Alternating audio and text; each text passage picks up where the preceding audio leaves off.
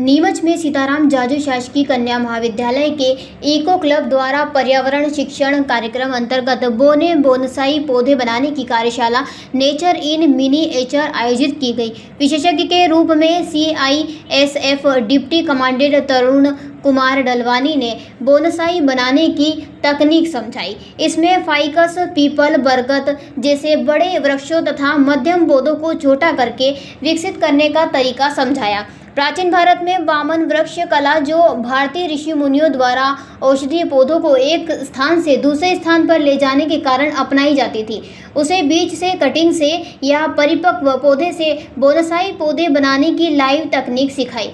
तरुण कुमार ढलवानी ने छात्राओं को तना, जड़ और अन्य सामग्री देकर लाइव कट करवाया तथा बायो एंजाइम बनाने का सरल तरीका सिखाया।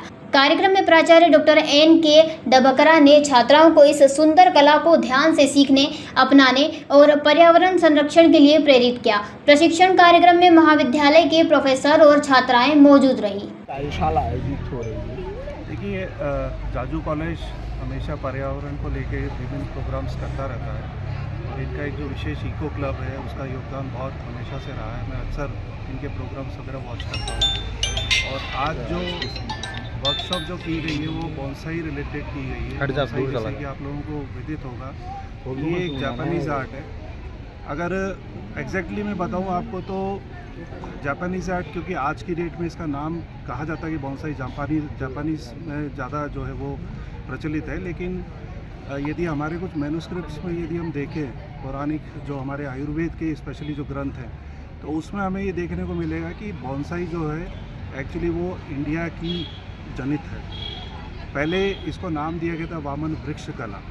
वामन वृक्ष कला में क्या होता था कि जो हमारे पुराने ऋषि मुनि होते थे तो वो मेडिसिनल पर्पज़ से पॉट्स के अंदर, ट्रेस के अंदर, पॉट्स के अंदर जो है पौधों का रोपण करते थे और चूँकि वो बहुत ज़्यादा हाइट में हो जाते थे तो उनकी कटिंग प्रूनिंग करके और अपने साथ ही कैरी उनको करते थे ताकि उनके मेडिसिनल वैल्यू हमेशा वो लोग ले पाए। लेकिन इस तरह का जो बोनसाई का कल्चर था, उसको डिज़ाइनिंग करने का काम था, वो नहीं होता था। चाइना में ये चीज़ शुरू हुई है लगभग 1000 साल पहले और उसके बाद ये माइग्रेट हुआ है जापान में। जापान के अंदर इसकी जो रियल पिक्चर आई है, इसको सजावट, इसकी डिज़ाइनिंग करके और उसको पेश किया गया है। वो आज का जो स्वरूप है वो है बोनसाई का। तो बोनसाई की आज वर्कशॉप यहाँ पे की गई। बच्चों को क्या ख़ास बात बताई जाए? देखिए, बोनसाई वर्कशॉप में एक्चुअली ये बहुत टाइम टेकिंग एक प्रोसेस होता है। इसके अंदर क्या एग्जैक्टली है कि पॉट के अंदर आप कोई बड़ा वृक्ष है उसको छोटे रूप में किस तरीके से लगा सकते हैं। आपको देखने से प्रतीत होगा कि एक जो बड़ा वृक्ष जो 10 फीट, 12 फीट, 15 फीट, 20 फीट का वृक्ष होता है, वो आप 1 फीट के दायरे के अंदर उसी रूप में बिल्कुल आपको साक्षात वो पेड़ दिखाई देगा पॉट के अंदर लगा हुआ। तो अब इसकी टेक्निक है, बहुत टाइम टेकिंग प्रोसेस होता है, लेकिन आज की कुछ एडवांस टेक्निक्स है जिसमें बहुत कम समय में हम उसको वो रूप प्रदान कर सकते हैं। किस तरीके से हम वो एडवांस टेक्नोलॉजी यूज़ करके, टेक्निक्स यूज़ करके और जल्दी बोनसाई बना सकते हैं।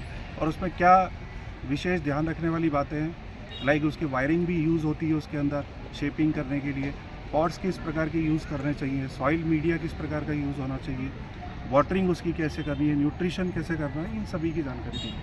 आपका शुभ नाम? मेरा नाम तरुण कुमार ढलवानी है और वर्तमान में मैं उप कमांडेंट CSF में कार्यरत हूँ। पुरानी ईंटें भारी, कमजोर और महंगी, क्या आपकी इमारत भी इन्हीं मुश्किलों से जूझ रही है? अब समय है स्मार्ट कंस्ट्रक्शन का। पेश है बापजी AAC ब्लॉक, मजबूती स्टील सी। बापजी AAC ब्लॉक हल्के, मजबूत और टिकाऊ, तेज निर्माण, बेहतर इंसुलेशन और 50% हल्के लेकिन 3 गुना मजबूत। इमारत ऊंची हो या बजट हो टाइट, बापजी AAC ब्लॉक हर प्रोजेक्ट के लिए है परफेक्ट चॉइस। मजबूती का नया नाम, बापजी AAC ब्लॉक। आज ही ऑर्डर करें और अपने निर्माण को दे एक नया आयाम। Bapji industrial private limited, Jhanjharwada, Neemuch, Madhya Pradesh. Contact number 9238573652, 7869716052, 9589506052।